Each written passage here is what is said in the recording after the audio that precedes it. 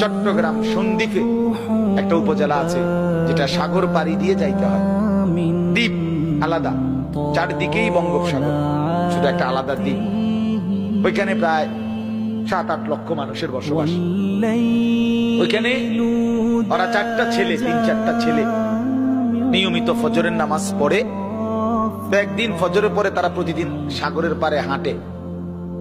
তো একদিন তারা বলতেছে, আচ্ছা আমরা যে হাঁটি এই কত বছর, কলেজের ছেলে, মাদ্রাসার না, স্কুল কলেজের ছেলে, আমরা যে সকালবেলায় মর্নিং ওয়ার্ক করি ফজর পড়ে, চলো আমরা একটা কাজ করি, না হাইটা আমরা বন্ধুদেরকে ফজরের জন্য উঠাই। এই কথাটা তাদের মনে আসছে। তাইলে কেমনে উঠাইতে পারি? যে 2 ভাবে, একে তো ব্যক্তিগত ভাবে ডাকবো, আরেকটা হইলো জায়গায় জায়গায় ছোট ছোট ক্যাম্পেইন, মানে ফজরের জন্য গণসংযোগ করুন, আমরা একটা ছোট ছোট প্রোগ্রাম করব। ছোট প্রোগ্রাম কি?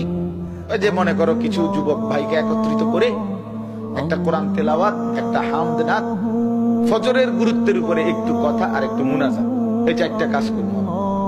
এই ফয়সালা নিয়ে এখন এটা লিখবো, মানে এই যে 4টা কাজ, কোরআন শরীফ তিলাওয়াত, একটা হামদ নাত, ফজরের উপরে একটু গুরুত্ব আর একটা দোয়া, এই কথাটা লিখবার জন্য তারা বললো যে এটা আমরা লেখা দরকার, নাহলে তো সিদ্ধান্তটা যে আমরা যেটা করবো এখন কাগজ নেই।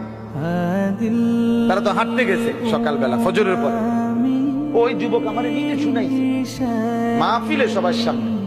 তারপরে বলতেছে, হুজুর আমরা সাগরের পারে হাঁটতে হাঁটতে পরে খুইজা একটা সিগারেটের প্যাকেট এটা পুরে নিয়ে ওই প্যাকেটের ভিতরে যে উল্টাইয়া যে সাদা জায়গা, এইটার মধ্যে কলম দিয়া লিখছি এই আমগো সিদ্ধান্তটা। এই একটা কাগজ দিয়ে লেখা শুরু করছি। আজকে 1 বছরের মাথায়, এই বছর তারা ফজরের পরে এই আমার এরকম রাত্রে যেখানে মাহফিল ছিল ওইখানে, মনে করেন এই প্যান্ডেলে, ওই প্যান্ডেলেই তারা ফজরের পরে তাগো মাহফিল আলাদা ফজর ক্যাম্পেইন। তো এরপরে ফজরের পরে আমি মসজিদে আপনার তাসবিহ পড়ে 10-15 মিনিট বাইরেছি। বললাম যে কই ভাই আপনাকে ওয়াজ খবর হুজুর আম করে আর 20টা মিনিট সময় দেন, আমাদের সাথীরা আসতেছে, ছেলেরা। আল্লাহু আকবার।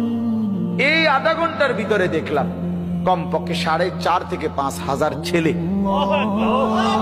ফজরের নামাজ জামাতে পড়ে সব সাইকেল মাইকেল দিয়া সব আইসা প্যান্ডেল ভইরা গেছে।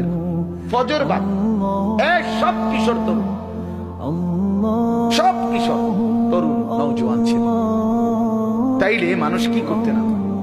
4টা ছেলের একটু ছোট্ট ফিকিরে